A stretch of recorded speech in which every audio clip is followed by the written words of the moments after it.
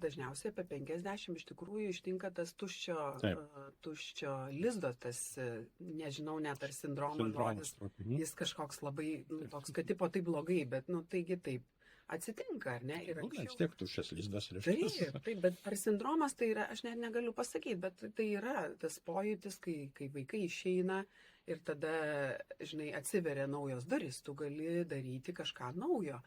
Kaip dabar mes į tai reaguojam, vėlgi yra mūsų pasirinkimo klausimas. Nesąmoningai reaguojant, nuo visuomeniai sprendžiant, greičiausiai tas toks ir suvokimas, kad tai viskas čia baigta, nėra kuo rūpintis, bet kuo gali rūpintis tokio, taigi gali pradėti galų gale rūpintis savim, ar ne?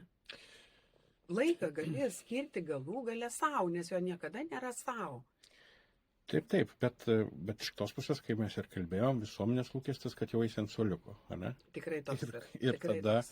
Ir tada tas, kaip sakyt, kaip nepasiduoti tam spaudimui apskritai, arba, aš suprantu, kad, pavyzdžiui, pati, jau profesija.